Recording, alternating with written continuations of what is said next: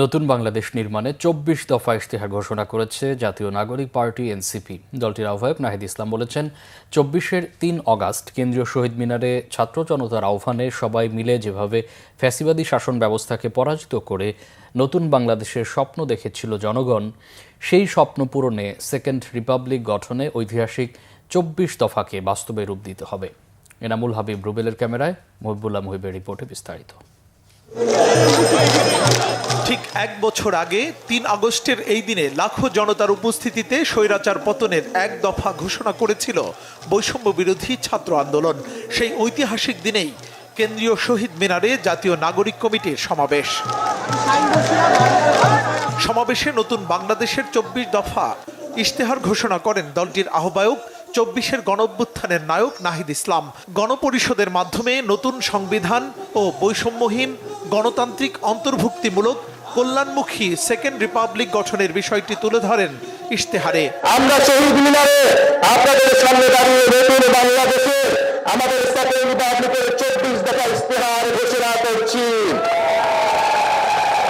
আমাদের প্রথম দফাটি হলো নতুন সংবিধানের সেকেন্ড রিপাবলিক, উপনিবেশ বিরোধী লড়াই, স্বাধীনতা সংগ্রাম ও গণঅভ্যুত্থানের জনগণের সামনে মানবিক মর্যাদা, সামাজিক সুবিচারের আকাঙ্ক্ষার ভিত্তিতে আমরা বহু ভাষা, সংস্কৃতি ও জাতির নতুন বাংলাদেশ তৈরি করব।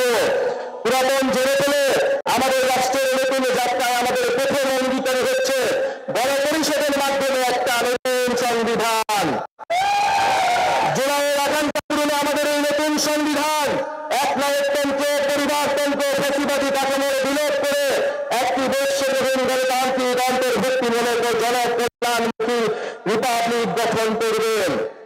এছাড়া জুলাই অভ্যুত্থানের স্বীকৃতি ও বিচারের পাশাপাশি শাপলা গণহত্যা, বিডিআর হত্যাকাণ্ড, গুম ও বিচার বহির্ভূত হত্যা সহ আওয়ামী ফ্যাসিবাদের সময়ে সংগঠিত সকল মানবতা বিরোধী অপরাধের বিচার ও শাস্তি নিশ্চিতের প্রতিশ্রুতিও দেন নাহিদ ইসলাম।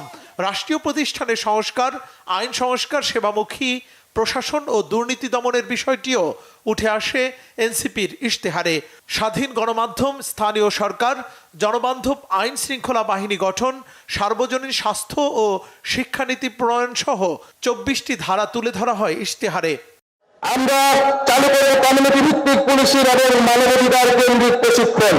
সহিংস অপরাধের প্রতি আমাদের থাকবে জিরো টলারেন্স।